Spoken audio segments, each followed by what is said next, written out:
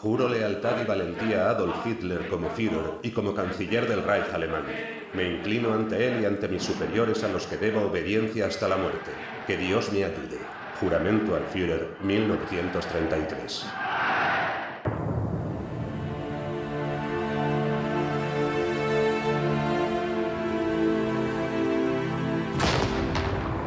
Hasta hoy en día, a Erwin Rommel se le sigue considerando uno de los comandantes más destacados de la Segunda Guerra Mundial.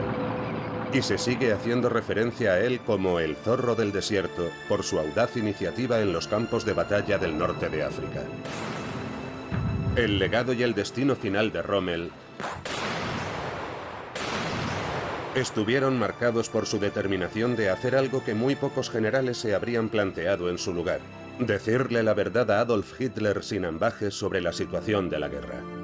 El hijo de Erwin Rommel, Manfred, fue testigo de la cambiante relación de su padre con Hitler. Llegado el día, a Rommel su sinceridad le costaría muy cara.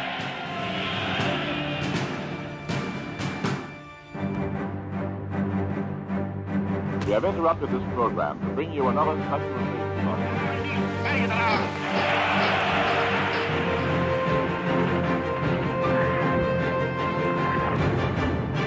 Rommel, el soldado, su hijo y Hitler.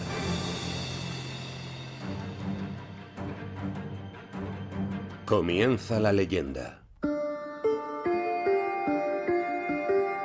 Al principio, mi padre no tuvo ningún problema con Hitler. Erwin Rommel era muchas cosas. Era un líder brillante tanto a nivel táctico como de operaciones, que al mismo tiempo estaba ciego ante ciertas realidades estratégicas del régimen al que servía. Podía ser amable y generoso y prepotente y tirano a la vez. También fue un teniente muy condecorado y un héroe alemán de la Primera Guerra Mundial. Tras la desmilitarización de las Fuerzas Armadas alemanas después de la Gran Guerra, Erwin Rommel optó por permanecer en el ejército, primero como instructor y más tarde, a mediados de la década de 1930, como escolta militar de Adolf Hitler en los mítines anuales de Nuremberg. Con el paso de los años ascendió a capitán, comandante y coronel.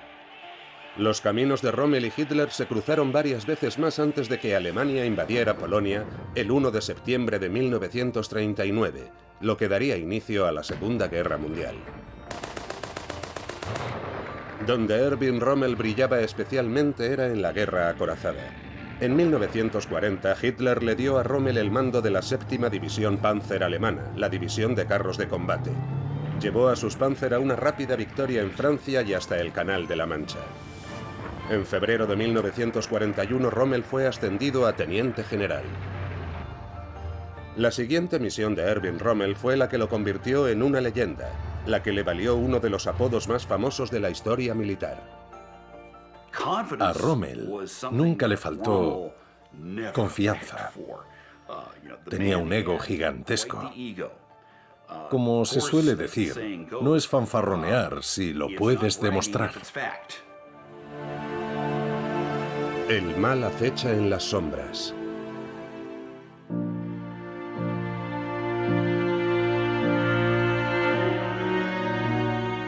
Erwin y Lucy Rommel tuvieron un hijo, Manfred, nacido en 1928. Manfred Rommel, como la mayoría de los jóvenes de la Alemania nazi, acabó viéndose arrastrado por la Segunda Guerra Mundial, así como por la sombra de su famoso padre. Era un buen padre y un buen marido. Era admirable. El ascenso de Adolf Hitler a canciller y a partir de 1933 a presidente de Alemania dio un giro a la vida de Rommel en muchos sentidos. Lo que esta pequeña familia alemana no podía prever era que su nuevo Führer había puesto sus miras en la conquista del mundo y en la pureza racial. Su discurso. Alles, was ihr durch mich, es was ich bin ich nur durch euch allein. Todos los cancilleres de Europa.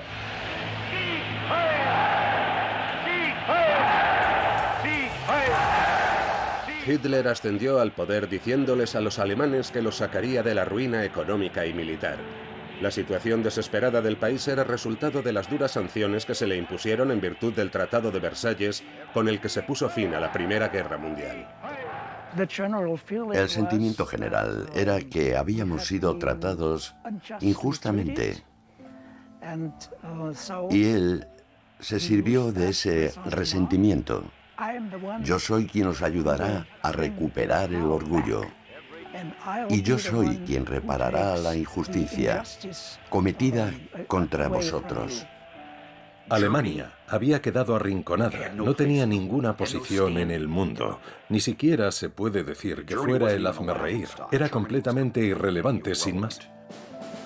Pero en Alemania estaba ocurriendo algo más siniestro aún.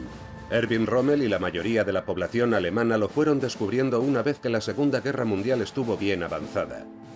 Por aquel entonces, Irmgard Schmid estaba en el colegio. La información que recibíamos era ambigua y confusa. Aunque era muy inteligente y tenía facilidad para los idiomas, solo tenía 9 años. Entonces todavía no conocía la palabra ambiguo, ni siquiera en alemán. Pero así era como me sentía, si pienso en aquellos días. Nos llegaba información de todos lados. Había carteles, llegaban los soldados y decían que Alemania era la más grande y también nuestro querido Führer. Auf seiner Fahrt an die Front vor Warschau begrüßt der Führer seine Leibstandarte, die sich bei den harten Kämpfen Mi padre decía Heil Hitler todas las mañanas. Teníamos que decir Heil Hitler 7 veces al día y tenía que demostrar que me sabía todas las canciones en alemán. Extendía el brazo y cantaba.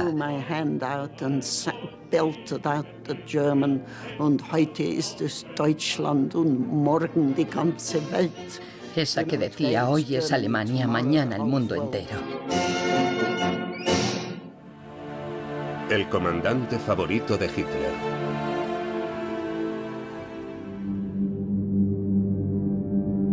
En 1939, nadie quería una guerra excepto Adolf Hitler. A principios de 1941, tras la conquista de la mayor parte de Europa Occidental, Adolf Hitler destinó a su flamante teniente general Erwin Rommel al norte de África. Rommel recibió el mando de 2 divisiones Panzer. El Afrika Korps de Rommel, un cuerpo militar recién nombrado, iba a combatir contra los británicos en el desierto. Antes de partir hacia África, Rommel y Hitler se reunieron. No hubo ningún desencuentro en su relación en 1941, cuando Rommel asumió el mando del Afrika Korps. Eso iba a cambiar con el tiempo. La relación de Rommel con Hitler, antes de ser enviado al norte de África con el Afrika Korps, era la de un subordinado y su superior.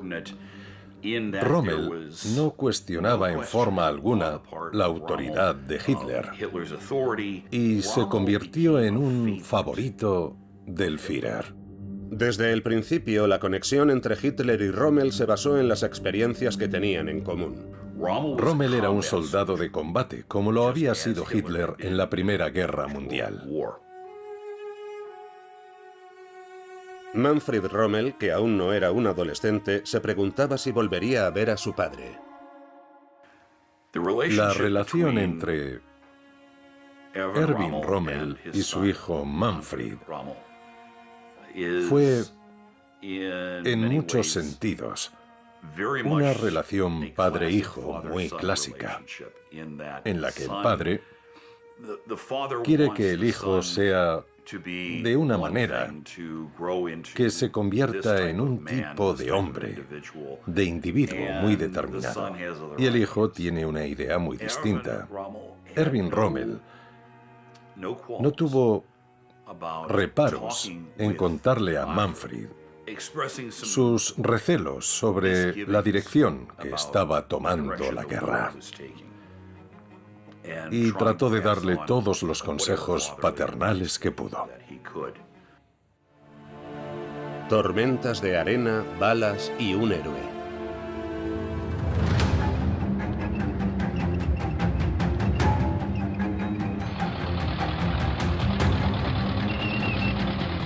Erwin Rommel siempre quiso liderar.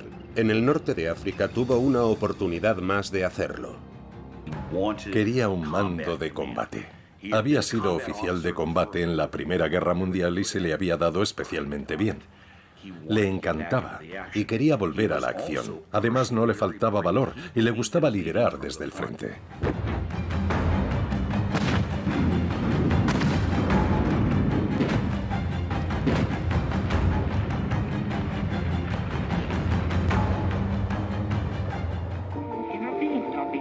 En 1941, los descifradores ingleses ya habían averiguado cuál era el código secreto alemán, el famoso Enigma. Los británicos leían los planes militares alemanes según se enviaban desde Berlín. Mi padre nunca pensó que fueran capaces de descifrar un código tan difícil. Los alemanes creían que a sus enemigos les costaría años descifrar un solo mensaje del sistema Enigma. La cuestión es que, en tiempos de guerra, te puedes equivocar con cualquier suposición o presunción que hagas sobre las capacidades del enemigo. El cariño del pueblo alemán.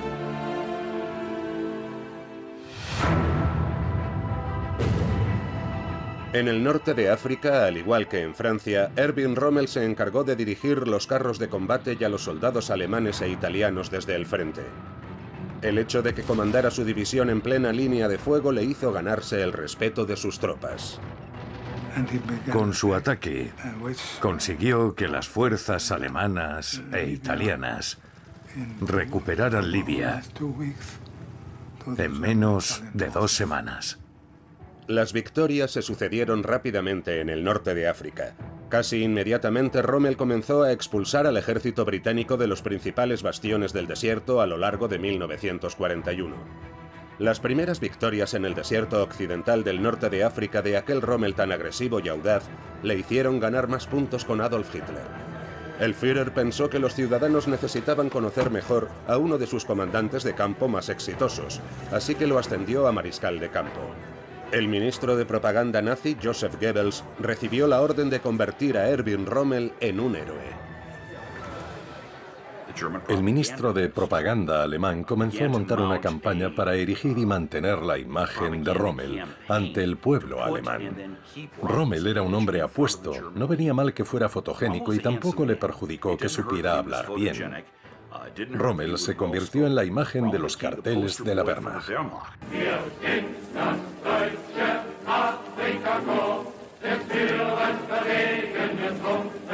El nuevo rostro de la victoria del ejército alemán proporcionó una muy necesaria inyección de moral en el frente a medida que la guerra avanzaba hacia 1942. Las relaciones entre mi padre y Hitler seguían siendo bastante buenas. Mi padre no venía tan a menudo a Alemania y Hitler no interfería en sus tácticas, porque la guerra de África era una guerra muy rápida.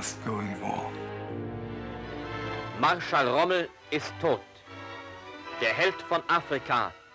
La racha de éxitos de Rommel en el norte de África le había hecho granjearse libertades de las que no disfrutaban los generales alemanes en otras partes del mundo, sobre todo los que comandaban las tropas en Rusia, por donde Alemania había empezado a invadir la Unión Soviética en 1941. El zorro del desierto, apodo con el que los británicos le habían bautizado a causa de su ingenio y audacia, tenía más libertad en sus movimientos debido a sus anteriores victorias. Cuando llegaban órdenes del Estado Mayor nazi que a Rommel no le gustaban, las destruía y las cumplía a su manera. Eso desconcertaba a los británicos, que seguían leyendo los mensajes codificados de los alemanes que les indicaban dónde se libraría la siguiente batalla. Los británicos esperaban que siguiera las órdenes que leían por cortesía de Ultra, pero Rommel casi en cuanto las recibía tiraba las órdenes por la ventana y lo hacía todo a su manera.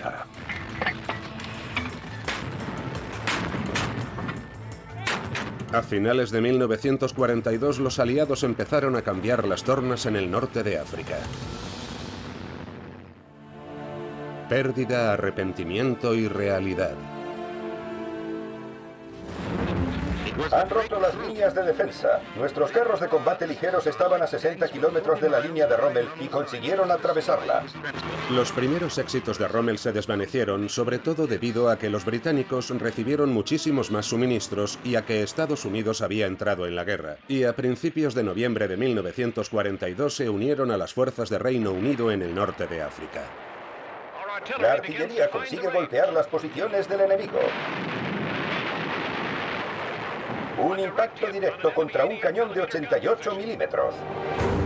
Erwin Rommel, como mariscal de campo, les rogó a los dirigentes alemanes que les concedieran más recursos para poder recuperar la racha victoriosa, pero se encontró con el silencio.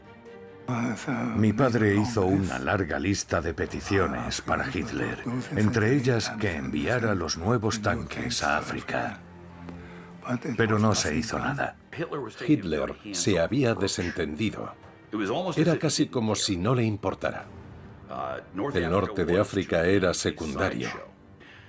Esperaba que la guerra terminara a finales de 1942. La superioridad de los británicos era tan abrumadora y la estrategia se calculó de forma tan cuidadosa y exigente que los alemanes no tuvieron opción. El Afrika Korps de Rommel atacó.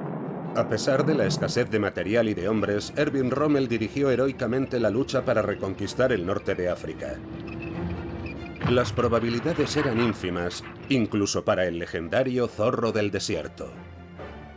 Para el enemigo, la situación empeora. Rommel empezó a sufrir episodios de depresión con frecuencia, tenía insomnio, la presión arterial baja y padecía dolores de cabeza e ictericia. Pese a las enfermedades y las derrotas, el prestigio de Erwin Rommel no dejó de aumentar. Rommel les daba 1000 vueltas a todos. El enemigo no conseguía tomarle la medida. Hasta que llegó un punto en el que se vio tan absolutamente superado en número de hombres y recursos materiales que no pudo detener el avance de los aliados. Al final se vio obligado a retirarse del norte de África. Habiendo perdido el norte de África, Erwin Rommel regresó a Alemania. Mi padre fue a Rastenburg a ver a Hitler por iniciativa propia. Y le dijo: mi Führer, tenemos que renunciar a África.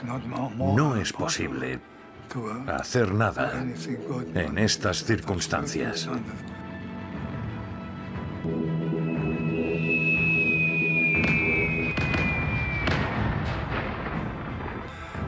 Y entonces Hitler, muy antipático, le preguntó: ¿cuántos fusiles tenéis en el ejército? Mi padre le contestó: no los he contado. Y Hitler le dijo: ah, qué maravilloso general, que ni siquiera sabe cuántos rifles tiene.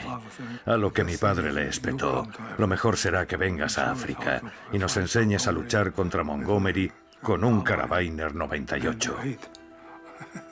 Entonces Hitler le dijo: sal de aquí ahora mismo. Y mi padre salió y Hitler corrió tras él para que volviera. Todos estaban muy nerviosos. La relación empezaba a agriarse. En la primavera de 1943, Rommel empezó a sentir que sus tropas en el norte de África habían sido sacrificadas innecesariamente. Empezó a crecer en él el sentimiento de que le había traicionado. Pero cuando Rommel estaba en su presencia, el tremendo carisma de Hitler contrarrestaba,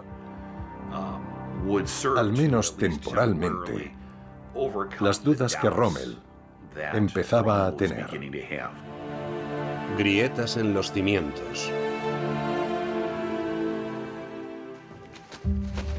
En mayo de 1943, 130.000 alemanes e italianos se rindieron en el norte de África, lo que supuso el fin de la lucha del eje en esa zona. Muchos historiadores creen que fue en esa época cuando Erwin Rommel empezó a enterarse de las ejecuciones y los asesinatos en masa de prisioneros de guerra y civiles rusos. Hasta finales de 1943, Rommel no empezó a saber de los excesos cometidos, no solo por las SS, sino también por la Wehrmacht en el frente oriental. Y empezó a oír los rumores sobre los campos de concentración, los campos de exterminio, la solución final. Y fue entonces cuando su relación con Hitler empezó a tornarse, no diría solo agria, sino más bien hostil. Ese era el Adolf Hitler que Erwin Rommel no conocía, pero que empezaba a atisbar. Nos pasábamos muchas horas ahí plantados. No tenía libros ni podíamos ir al cine. Aquello no era propaganda. Estaba en tercer o cuarto curso. Todo aquello que se organizó para exterminar a los judíos se ocultó bastante bien, por lo que la mayoría de la gente no sabía nada al respecto. Cuando mi padre descubrió todos esos crímenes, dijo que aquello sería un tremendo dilema y que sería imposible llegar a un acuerdo de paz razonable.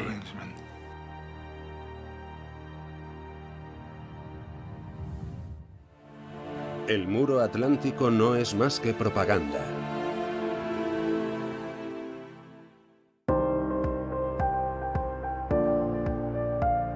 Tras negársele otro mando en Italia, Rommel sería finalmente puesto a cargo de la defensa de Europa Occidental. El escenario estaba preparado para el enfrentamiento final entre Hitler y Rommel.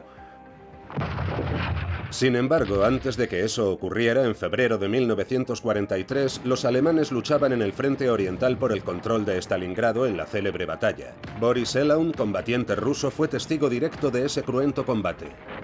Stalingrado era el punto más importante de la línea de defensa de la Unión Soviética. El mariscal Georgi Zhukov vino y dirigió el ejército en persona. Así de importante era aquel punto estratégico. Se desplegó una fuerza sin precedentes para proteger Stalingrado. Los alemanes fueron bombardeados día y noche.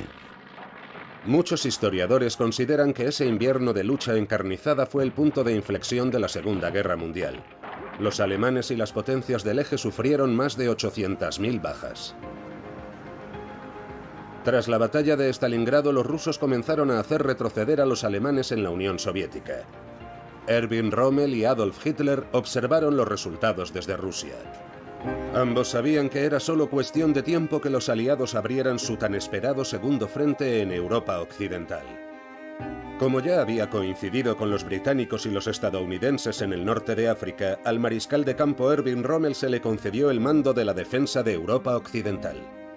Allí, Adolf Hitler tenía que defender el conocido como Muro Atlántico, una sucesión de fortificaciones fijas que se extendían a lo largo de más de 2.500 kilómetros desde Noruega hasta la frontera con España. Hitler creía que esos emplazamientos defensivos detendrían cualquier intento de invasión de Europa Occidental por parte de los británicos. Lo que Erwin Rommel descubrió al inspeccionarlo fue que el muro atlántico de Hitler solo existía en los sueños del Führer. Mi padre tenía una idea bastante realista de las tácticas y de la forma de combatir de los aliados. Rommel se dio cuenta de que si los alemanes querían frenar una invasión en el oeste, tenían que hacerlo directamente en la costa en las primeras 24 horas de batalla, sin dejar que el ejército aliado desembarcara en Europa Occidental. Otros no estaban de acuerdo con la estrategia de Rommel de detener a los aliados en el agua. Mi padre no fue muy convincente, como es obvio. El mariscal de campo von Rundstedt todavía creía en el gran peligro de las fuerzas móviles. Cuando se le otorgó el mando en Francia a finales de 1943, Erwin Rommel ya tenía claro cómo terminarían las cosas para Alemania en la Segunda Guerra Mundial. Mi padre estaba absolutamente seguro de que Alemania no podía ganar la guerra de ninguna manera. Rommel esperaba que la invasión aliada se produjera en algún punto de la costa de Francia, dado que aquellas playas eran las más adecuadas para un desembarco. Se reforzaron las fortificaciones y se construyeron otras nuevas. Se colocaron cientos de miles de minas y se construyeron miles de obstáculos en la costa francesa. Se edificaron búnkeres y nidos de ametralladoras para destruir las embarcaciones de desembarco antes de que llegaran a la costa. Se establecieron todo tipo de barreras frente a la orilla para intentar ralentizar a los soldados que entraran desde allí y a la espalda de las posibles playas de desembarco para causar estragos entre los paracaidistas y planeadores. Al menos el muro atlántico ya no era una mera ficción. Rommel trasladó su cuartel general desde París y lo acercó a 60 kilómetros de lo que creía que serían las líneas del frente en la costa de Francia. Dirigiría la defensa del oeste desde este castillo del siglo XII con vistas a la orilla norte del río Sena, en la Roche-Guyon. Al menos ese era su plan. En la primavera de 1944, la lógica indicaba que el asalto aliado se produciría en el paso de Calais, el punto más estrecho entre Francia e Inglaterra, donde el Canal de la Mancha solo tiene 30 kilómetros de ancho. Y eso era lo que los aliados querían que pensaran Rommel y Hitler. Incluso idearon un ingenioso plan para que así lo creyeran. Fortaleza.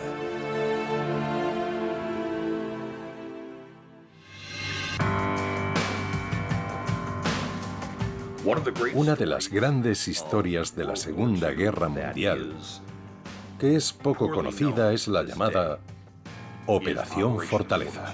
Se creó un ejército aliado de soldados, carros de combate, camiones y tráfico de comunicaciones en Inglaterra. Todo falso. Diseñado exclusivamente para indicar que se iba a iniciar una invasión aliada que desembarcaría en Calais, a 240 millas al noreste de la costa de Normandía. Los alemanes no tenían medios para averiguar si aquello era cierto o no. Fue una labor tan compleja y detallada, y con el mismo grado de precisión como la que se puso en marcha para la Operación Overlord, la del desembarco real en Normandía. En la Operación Fortaleza incluso se coordinaron cuidadosamente las actividades de la resistencia francesa para crear la impresión de que el desembarco se iba a producir en el paso de Calais. Hitler picó el anzuelo. Si hubieran seguido pensando lo que intuyeron inicialmente, que el desembarco se iba a producir en Normandía, podrían haber reforzado más las defensas allí. Rommel también cayó en la trampa, como la mayoría de los oficiales alemanes de alto rango. Adolf Hitler creía que Erwin Rommel y el muro atlántico detendrían a los aliados allí donde se produjera la invasión. Sin embargo, el Führer no visitó ni una sola vez ninguna de las fortificaciones de la costa francesa para comprobarlo por sí mismo. Cuando Rommel tomó el mando, fue como una sacudida de electricidad. En realidad era el muro atlántico de Rommel. Si se le daba el mando del muro atlántico, iba a asegurarse de que fuese un muro en el Atlántico. Iba a hacer todo lo posible para detener a los aliados a la orilla del agua y no dejar que pusieran un pie en la Europa ocupada.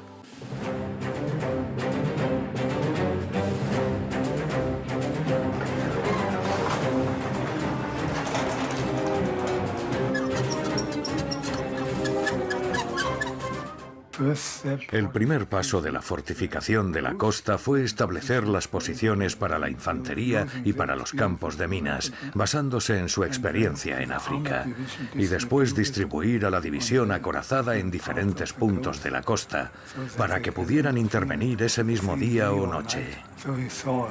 Vio una cierta oportunidad para compensar la inexistencia de la marina alemana y la debilidad de la fuerza aérea.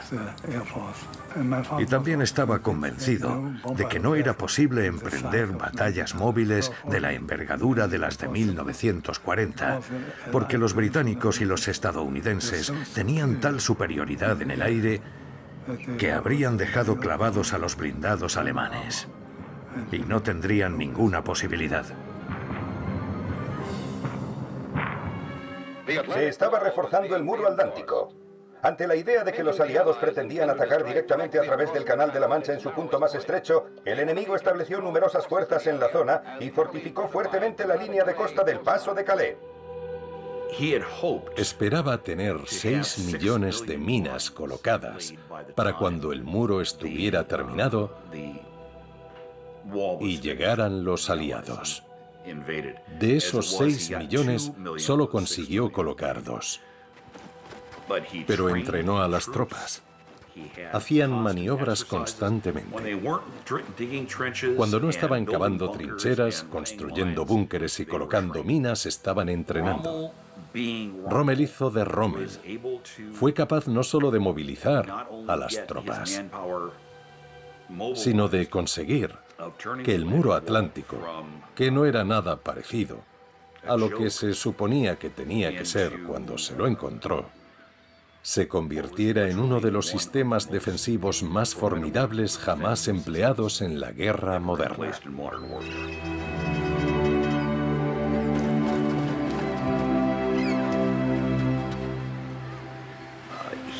Ideó varios diseños diferentes para los obstáculos de la playa, para las minas, para la detonación de las minas y los campos de minas, y para los búnkeres de vigilancia y de defensa. Hacía un boceto de lo que tenía en mente y se lo entregaba a sus subordinados para que lo hicieran realidad. En vista de nuestras robustas instalaciones, del excelente espíritu de nuestras tropas y de las nuevas armas que se han puesto en nuestras manos, podemos esperar los próximos acontecimientos con gran tranquilidad y no preocuparnos ni un segundo sobre si irá bien o mal. No me cabe duda de que irá bien, y no creo que los británicos vuelvan a intentarlo si tratan de desembarcar aquí. Hizo muchas fortificaciones él mismo. Mostró tener mucha iniciativa e imaginación. Se encargaba de gestionarlo todo. Recorrió Francia comprobando que se hubieran cumplido sus órdenes. Muchas de las playas se habían fortificado muy bien en muy poco tiempo. En 1944, al mariscal de campo Erwin Rommel se le estaba acabando el tiempo cuando mayo dio paso a junio. Había hecho todo lo posible, incluida la incorporación de la aguerrida división de infantería alemana 352 a la costa de Normandía. El día D y los días oscuros.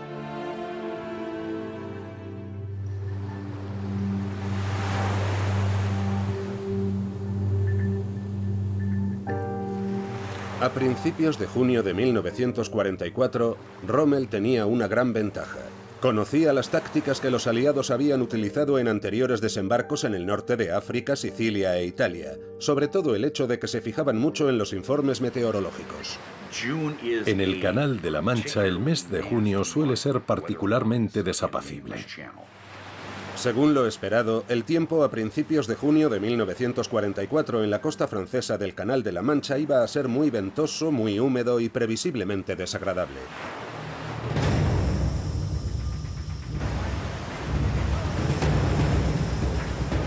Sin embargo, los meteorólogos aliados vieron algo de lo que los meteorólogos alemanes no se percataron.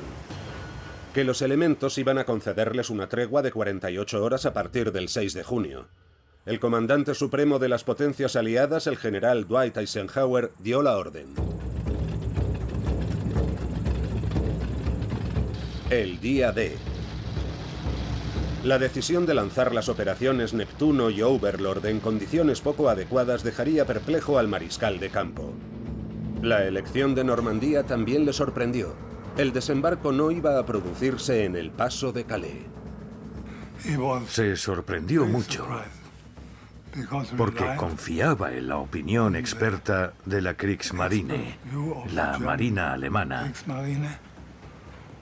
de que nadie podía desembarcar en esas condiciones meteorológicas.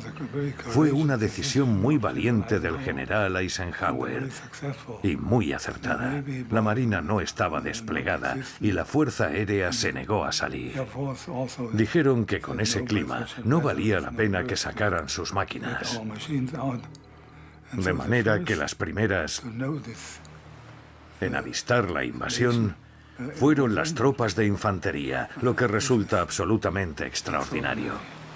Pero lo que empeoró mucho las cosas para los alemanes en la mañana del 6 de junio de 1944 fue que el comandante del muro atlántico ni siquiera estaba en Francia. Erwin Rommel decidió que era un buen momento para regresar a su casa en Herrlinge, en Alemania, y cumplir dos objetivos, uno personal y otro profesional. Tenía la intención de reunirse con Hitler para reiterarle lo que significaría que Normandía cayera. También quería visitar a mi madre, que cumplía 50 años. Así que el 6 de junio, mi padre estaba en nuestra casa, cerca de Ulm. A las 6:20 de la mañana del 6 de junio, el teléfono sonó en la casa de Rommel en Alemania. 17.000 aviones, 7.000 barcos y casi 160.000 soldados aliados se aproximaban a Normandía o estaban ya a poca distancia de la costa. Interrumpimos este programa para traerles una nueva emisión especial sobre la invasión. Bajo el mando del general Eisenhower, las fuerzas navales aliadas apoyadas por fuertes fuerzas aéreas al mando del Gran Montgomery de Egipto y África del Norte, han atacado a lo largo de kilómetros de la costa francesa para eliminar la tiranía nazi sobre los pueblos oprimidos de Europa y brindarnos seguridad en un mundo libre.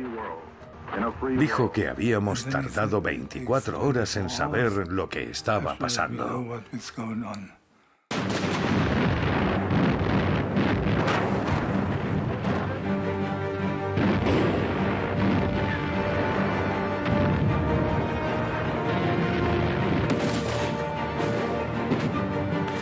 Y ahí fue cuando mi padre empezó a pensar que no solo iban a perder esa batalla, sino también la guerra. Aquel 6 de junio, Manfred Rommel también estaba en casa con su padre. El joven adolescente había sido llamado a filas e iba a incorporarse a la Luftwaffe alemana como ayudante de la defensa antiaérea. Tuve la oportunidad de ver a mi padre. Y fui uno de los primeros alemanes que supo que la invasión había comenzado.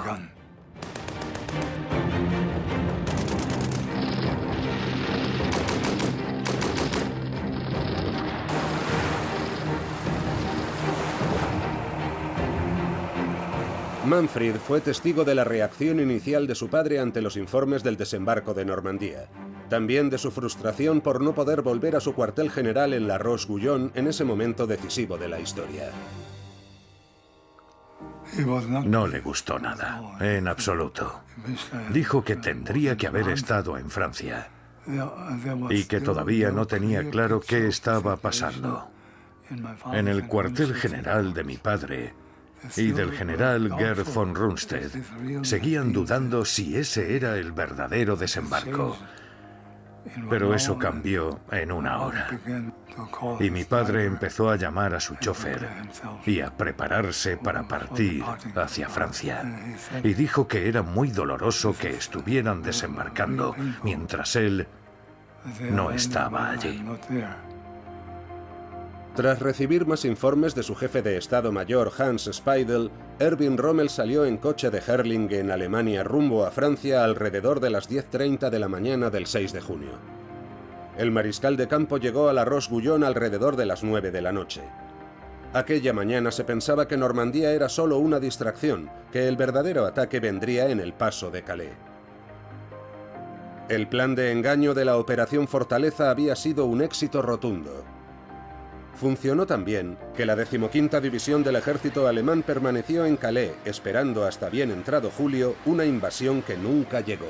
Los aliados mantuvieron el dominio de los cielos e impidieron que los carros de combate alemanes y su infantería de reserva pudieran responder de forma inmediata durante el día D y los días siguientes, tal y como había predicho Rommel. Se bombardean las carreteras que los nazis utilizan para traer refuerzos hacia nuestra mayor cabeza de playa en la costa, a 16 kilómetros de distancia. Sabían perfectamente dónde estaban situados los alemanes. Además de ganar la batalla aérea, las armadas estadounidense y británica se habían hecho con el control de la costa del canal. El alcance de sus grandes cañones llegaba hasta el interior. Algunos comandantes en Alemania decían que era imposible que los alcanzaran a una distancia de 30 kilómetros. Fue determinante para que se hicieran con la costa.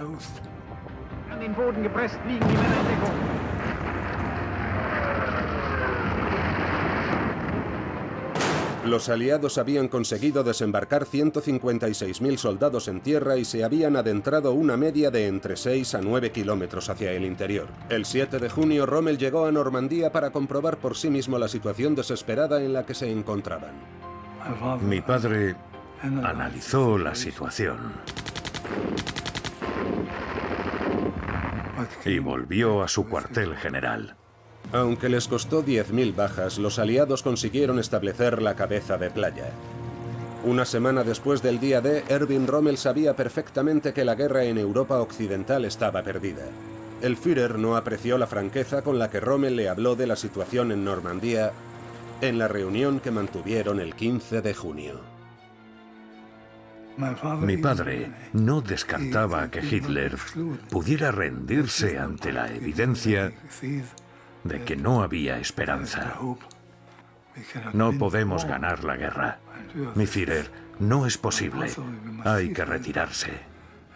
Y entonces Hitler le dijo a mi padre, lo entiendo, pero yo no voy a firmar la paz con nadie. Y eso hizo. Mucha gente tuvo que descubrir que Hitler prefería llevar a los alemanes al desastre antes que dar su brazo a torcer. Y es aterrador pensar que estuvo a punto de conseguirlo. La realidad de la situación.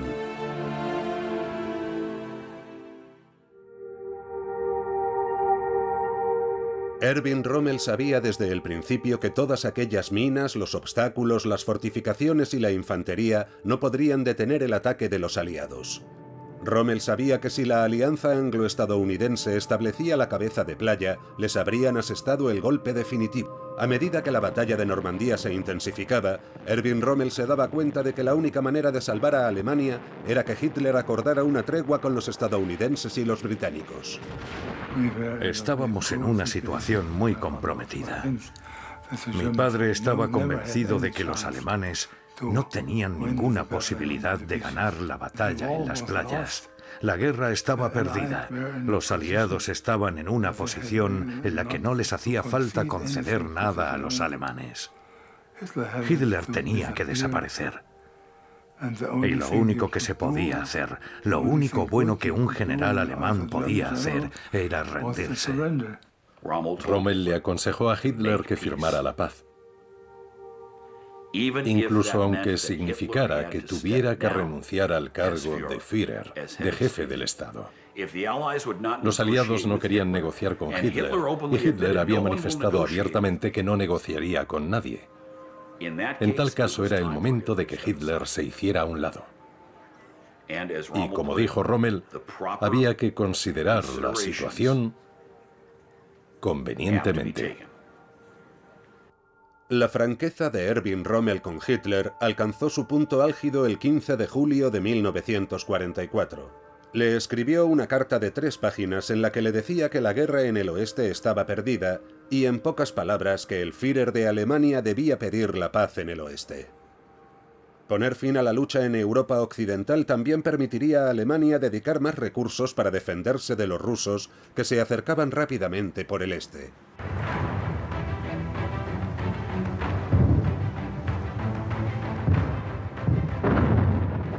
Era lo único que estaba en su mano. No podía hacer otra cosa. Rommel no podía permanecer en silencio y ver cómo la Alemania que amaba era destruida en el nombre de un líder que había llegado a detestar.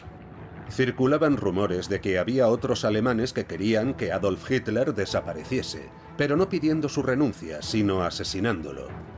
Un pequeño grupo estaba urdiendo un plan para matar a Hitler en el verano de 1944. La gran mayoría era pasiva. En el Tercer Reich, uno no podía decirle a su amigo que había pensado que lo mejor era matar a Hitler y hacer una revolución, porque podía ocurrir que tu amigo fuera tan patriota que decidiera denunciarte a la policía.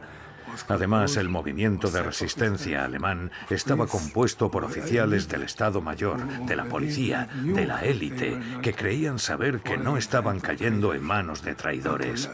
Pero hablar en público con la gente era un suicidio. La guerra ya no tenía nada que ver con Alemania.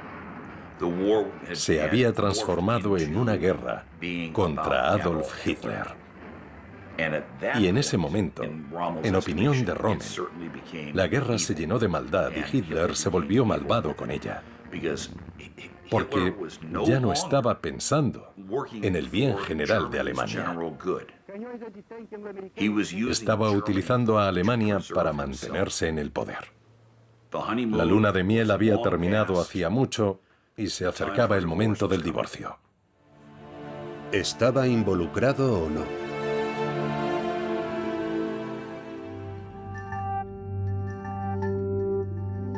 Erwin Rommel no estaba a favor de matar al líder de Alemania. El juramento de Rommel de servir a su país estaba por encima de cualquier complot para cometer un magnicidio. Él quería que Hitler se fuera, pero no le parecía que asesinarlo fuera una opción. Creía que Hitler debía entregar primero a Alemania a los aliados occidentales y luego someterse a un juicio. En 1944 a Rommel no se le pasaba por la cabeza formar parte de una conspiración de asesinato, pero sí sabía que había algunos oficiales alemanes que estaban a favor de matarlo. Ahí fue cuando la cosa se complicó. La idea de asesinar a un jefe de Estado era algo que Erwin Rommel habría aborrecido. No se le habría pasado por la cabeza. Es un acto claramente ilegal. No es la forma en que los alemanes hacen las cosas. A ojos de Rommel, fue simple y llanamente una traición. Estaba dispuesto a aceptar que Hitler fuera arrestado y destituido de su posición como Führer del Tercer Reich, pero no a tolerar un asesinato. Es la diferencia entre una acción legal y una ilegal. El fin de la guerra de Rommel.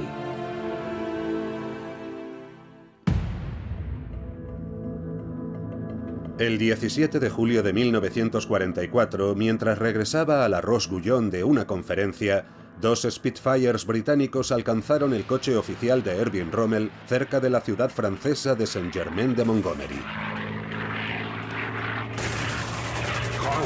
El coche se salió de la carretera y cayó en la cuneta.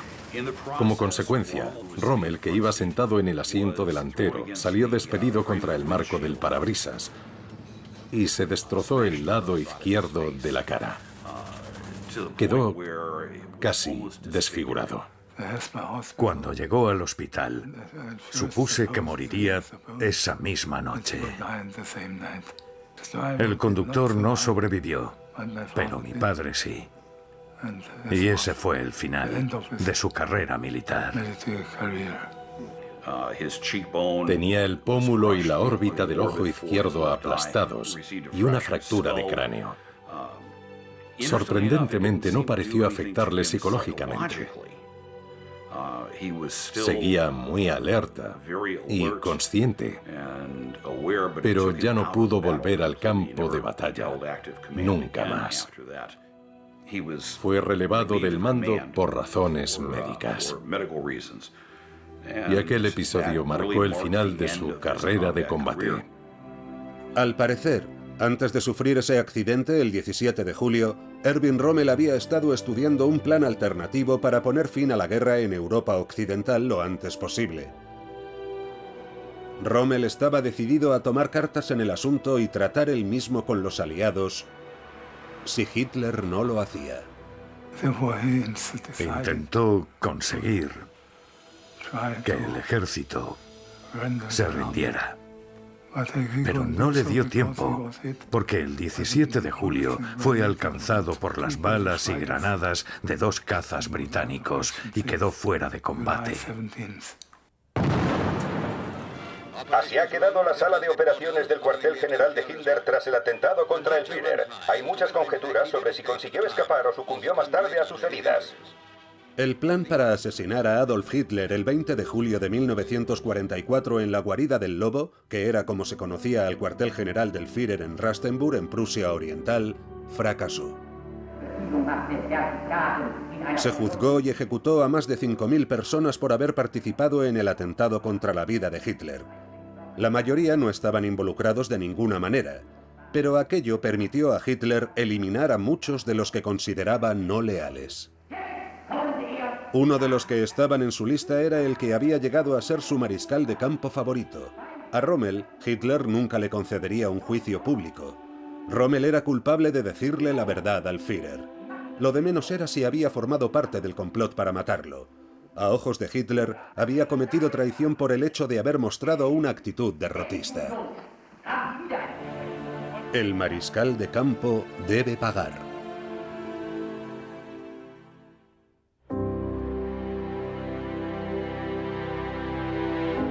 En otoño de 1944, Erwin Rommel estaba convaleciente en su casa de Herrlingen, Alemania, y descubrió cómo Hitler había decidido hacer justicia con él. Cuando Erwin Rommel se levantó en la mañana del 14 de octubre de 1944, no tenía ni idea de que era su último día en la Tierra. Hacia el mediodía, llegaron 2 oficiales, generales de las SS, para informarle de que un tribunal militar había concluido que era culpable de actuar contra el Führer y contra el interés de la patria. Se le dieron 2 opciones. Uno de los generales había traído un frasco de cianuro. Podía tomarse el cianuro y suicidarse, y no se adoptaría ninguna medida contra Lucy o Manfred. Además, se le daría un funeral de Estado y no se mencionaría en absoluto nada que Hitler desaprobara sobre él. O bien, podía impugnar los cargos y ser llevado ante un tribunal popular. No se salía del tribunal popular con una absolución.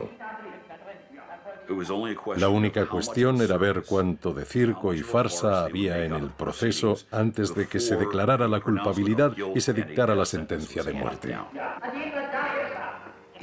Fue un momento hablar con Lucy para decirle que en un cuarto de hora estaría muerto, que había 2 hombres fuera que habían traído veneno y que ese era el precio que tenía que pagar por haberle dicho la verdad a Hitler. Así que Rommel le pidió a Manfred que fuera fuerte y que cuidara de su madre. Y luego se fue con los 2 generales de las SS. A unos cientos de metros de la carretera se pararon a un lado. Los 2 generales salieron del coche y se alejaron un poco. Rommel se tomó el veneno. Cuando volvieron, estaba jadeando, ya inconsciente y casi muerto. En pocos minutos, falleció. Numa cerimônia oficial, o povo alemão despede-se do mais bravo de seus generais. Se le dio un funeral de Estado. El mariscal de campo von Rundstedt dio un discurso que estaba guionizado por el departamento de propaganda de Goebbels. Com ele, assim disse o Führer numa ordem do dia. Se vio obligado a afirmar que el corazón de Rommel pertenecía al Führer, lo que por supuesto era una absoluta tontería. Pero Rommel había hecho lo más honorable, era la única opción que tenía realmente. Adolf Hitler había logrado deshacerse de uno de los únicos generales que se atrevió a decirle la verdad sobre la guerra. Las consecuencias.